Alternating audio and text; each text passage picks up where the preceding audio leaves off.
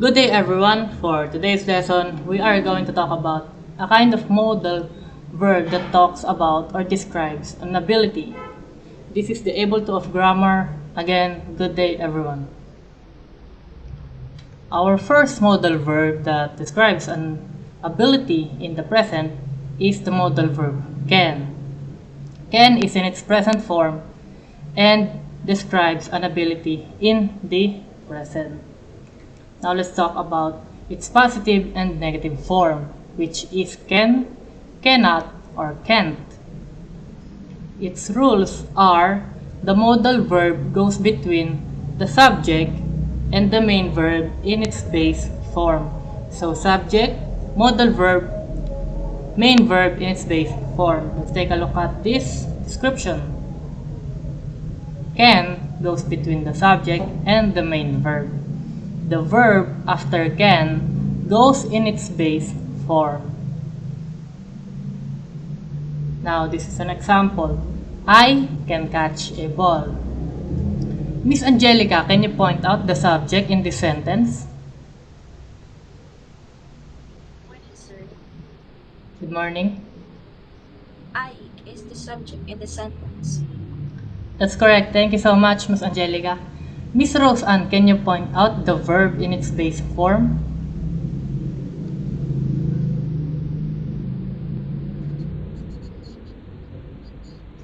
I think catch is the main verb in the sentence. That's correct, Miss Rose Ann. Thank you very much. And of course, our modal verb in its present form is can. I can catch a ball. Let's take a look at this note right here. Can is stationary and will not change with the subject. Let's say that the subject in the sentence I changes to he or she. He can catch a ball or she can catch a ball.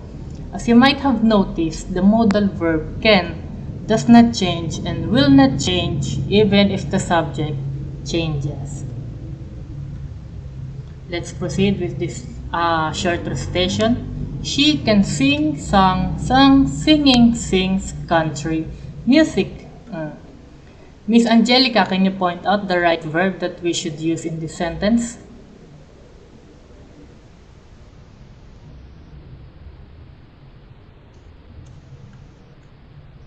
Miss Angelica?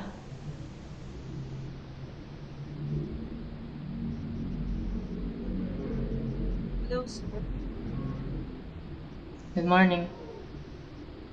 Sing. She can sing country music because, as stated by the rule earlier, the main verb should be in its base form. That's correct. Let's take a look at your answer, and your answer is correct. Thank you very much, Miss Angelica. Now let's proceed with its negative form, which is cannot or can't. The same rule applies when constructing a sentence using the modal verb in its negative form. So, the modal verb between the subject and the main verb. So, in this example, I cannot catch a ball or I can't catch a ball. Can't is the short term of the modal verb cannot. Please take a note of that.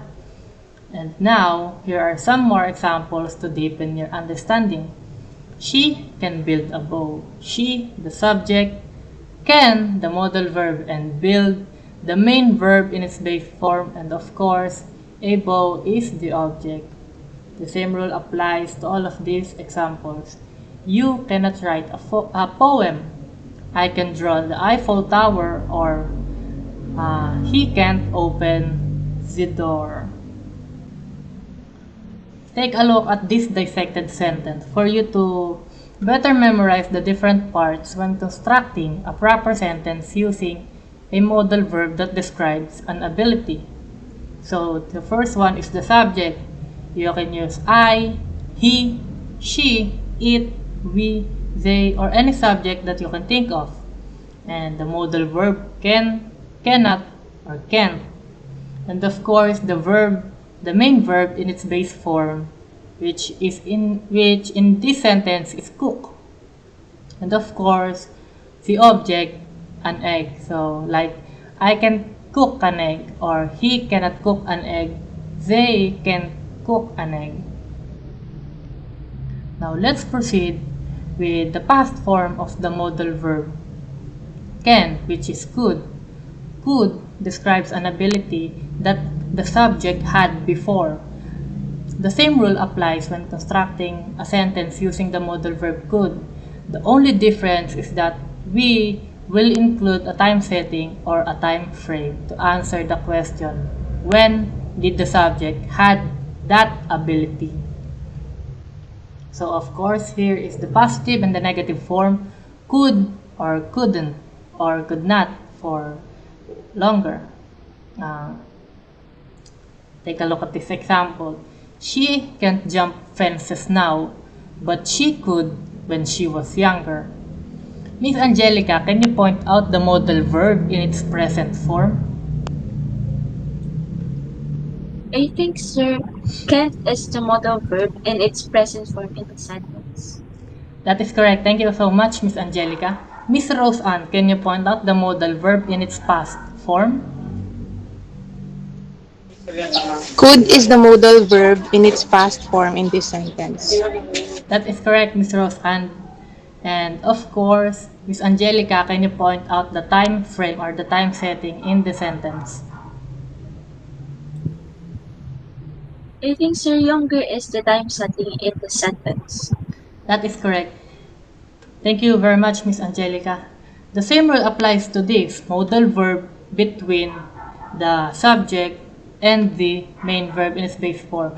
The only difference is that we add a time frame to answer when did the subject had the ability. So in this sentence, she can jump fences when she was younger.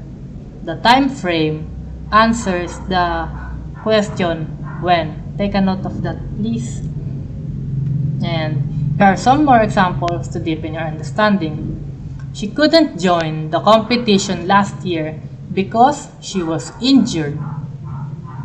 As you might have noticed, there is no modal verb in its present form. You can also construct a proper sentence using the modal verb could without using the modal verb can, just like the first sentence.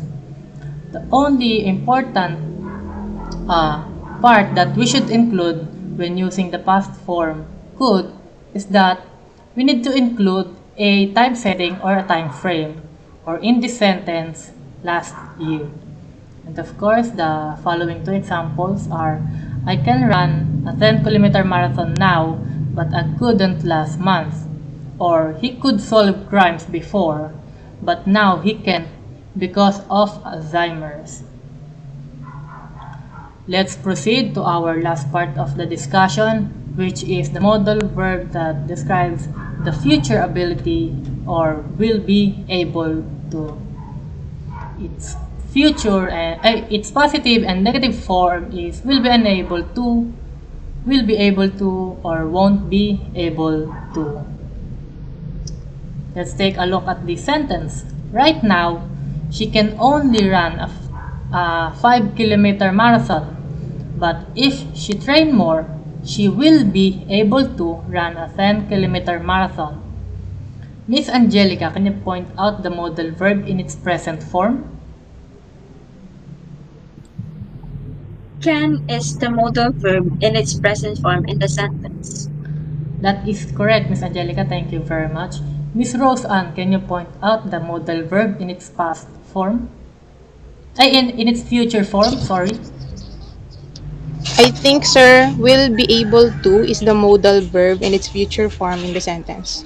That is correct, Miss Rose Ann. Thank you very much. And let's take a look at this note right here. Using will can is incorrect. Using will can to talk about a future ability is always incorrect. Please take a note of that. Let's say, for example, she will can run a 10-kilometer marathon. See? It doesn't sound right. So please take a note of that. Let's proceed with its negative form. The same rule, of course, applies to this. The modal verb between the subject and the main verb. Right now, I can solve any mathematical equations. If I don't study more, I won't be able to or will be unable to pass the upcoming exam. Will be unable can be used, but it is less common. So now for your assignment. Compose 3 sentences for every form of the modal verb. Then, label the parts of your sentences. So, the subject, the modal verb, the main verb in space form, and of course, the object. And that's all for today's discussion. Thank you very much. See you guys next week. Bye. Thank Thank you, you so sir. much, sir.